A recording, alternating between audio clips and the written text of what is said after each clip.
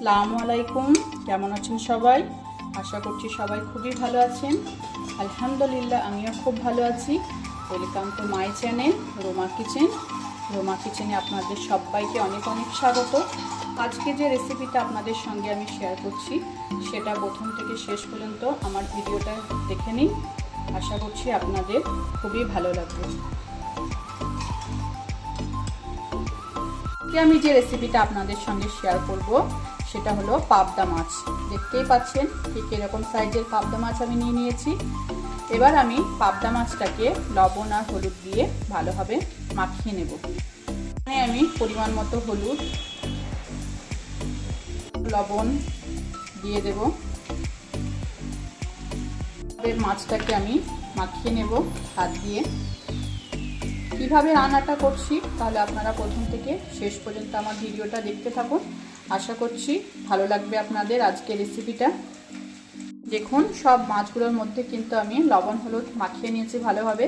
এবার আমি মাছটাকে তেলে ফ্রাই করে নেব। এর মধ্যে আমি কড়াই বসিয়ে দিয়েছি।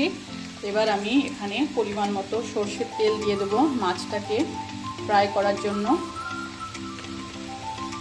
তেলটা কিন্তু খুব গরম হয়ে গেছে। এবার কিন্তু আমি মাছগুলো তেলের মধ্যে দিয়ে দেবো।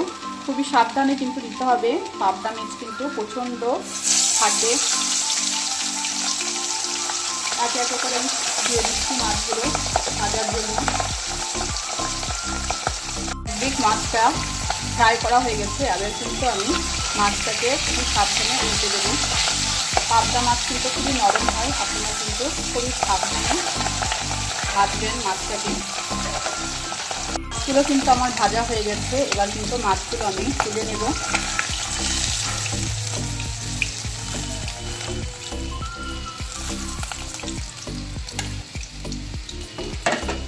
বাকি মাছগুলো কিন্তু ঠিক আমি এরকমভাবেই ভেজে নেব। দেখতেই পাচ্ছেন বন্ধুরা সব মাছগুলো কিন্তু আমার ভাজা হয়ে গেছে। এবার আমি মাছটা রান্না করব। একটা মিক্সার জার নিয়ে নিয়েছি। আমি এর মধ্যে কিছু মশলা দিয়ে দেবো। সেগুলো আমি মিক্সার গ্রাইন্ডারে পিষে নেব। এখানে আমি 1.5 চামচ মতো পোস্ত দিয়ে দিচ্ছি। 10-12টা মতো কিশমিশ দিয়ে দিচ্ছি। 2 চামচ মতো আমি চারমগজ দিয়ে দিচ্ছি। 2-3টে কাঁচা লঙ্কা দিয়ে দিচ্ছি। ঝালটা আপনারা আপনাদের পছন্দ অনুযায়ী আপনারা দিয়ে নেবেন। আমি এগুলো সব মিক্সার গ্রাইন্ডারে পিষে নেব।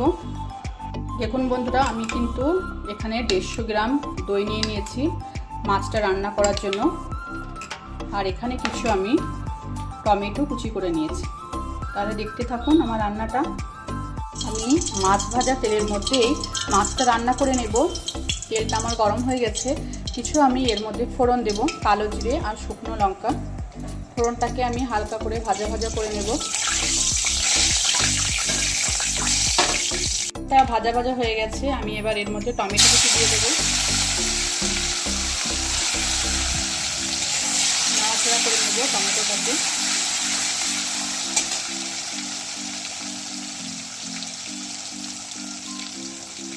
তা নরম হওয়ার জন্য আমি একটু লবণ মিশিয়ে দেব।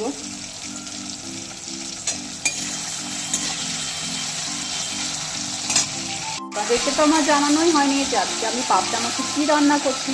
আজকে আমি রান্না করছি পাবদা মাছের টক ঝাল মিষ্টি। দেখেন টমেটোটা আমার অনেকটাই কিন্তু নরম হয়ে গেছে। এবার আমি এর মধ্যে দিয়ে দেব পোস্ত, চারমগজ আর কিশমিশ, যেটা আমি মিক্সার গ্রাইন্ডারে পিষে নিয়েছিলাম সেটা আমি এবার এর মধ্যে দিয়ে দেব।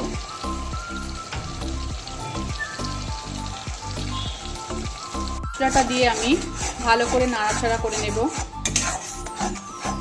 মশলাটার মধ্যে কিন্তু কাঁচা লঙ্কাও অ্যাড করা আছে।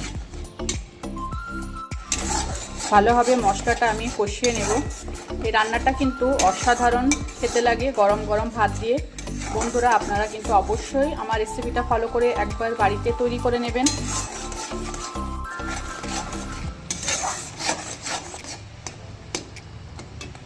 খুবই সামান্য পরিমাণে হলুদ অ্যাড করব আমি। নাড়িয়ে নেব। দেখতেই পাচ্ছেন মশলাটা কিন্তু আমার কষানো হয়ে গেছে। এবার কিন্তু আমি এর মধ্যে ফেটানো টক দই অ্যাড করে দেব। তো আমি ভালোভাবে ফাটিয়ে নিয়েছি। দইটা দেওয়ার সময় কিন্তু গ্যাসের ফ্লেমটা হাই করে দিতে হবে এবং ভালোভাবে কিন্তু নাড়াচাড়া করে নিতে হবে, নাহলে কিন্তু দইটা ফেটে যাওয়ার চান্স থাকে। দইটা দেওয়ার পর কিন্তু বন্ধুরা অনবরত নাড়তে হবে, নাহলে কিন্তু দইটা ফেটে যায়। দেখতেই পাচ্ছেন আমি কিন্তু খুব ভালোভাবে নাড়িয়ে নিচ্ছি। মাছটা যেহেতু টক ঝাল মিষ্টি হবে, সেই জন্য কিন্তু সামান্য পরিমাণ চিনি কিন্তু এর মধ্যে দিয়ে দিতে হবে। মতো লবণ আমি এখানে অ্যাড করে দেব, ভালোভাবে নাড়িয়ে নেব। মশলাটা কিন্তু আমার খুব ভালোভাবেই কষানো হয়ে গেছে। এবার আমি গ্রেভিটা তৈরি করার জন্য পরিমাণ মতো পানি মিশিয়ে দেব। দেখতেই পাচ্ছেন বন্ধুরা, আমি কিন্তু এই মাছটা রান্না করার জন্য সেরকম খুব বেশি উপকরণ দিচ্ছি না, খুবই অল্প উপকরণ দিয়েই কিন্তু মাছটা রান্না হয়ে যাচ্ছে। খেতে কিন্তু বন্ধুরা খুবই টেস্টি হয়, আপনারা কিন্তু অবশ্যই একবার তৈরি করবেন এইভাবে। এখানে আমি পানি মিশিয়ে দিচ্ছি গ্রেভিটার মধ্যে।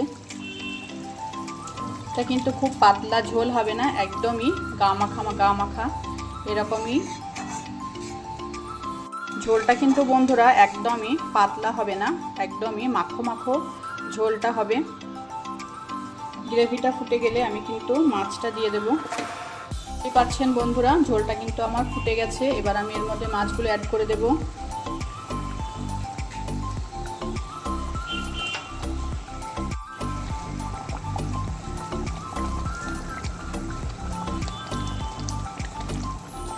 সব মাছগুলো কিন্তু আমি দিয়ে দিয়েছি। এবার আমি কম আঁচে ঢাকা দিয়ে 5 মিনিট রান্না করে নেব। হয়ে গেছে আমার মাছটাও প্রায় আমার রান্না হয়ে গেছে।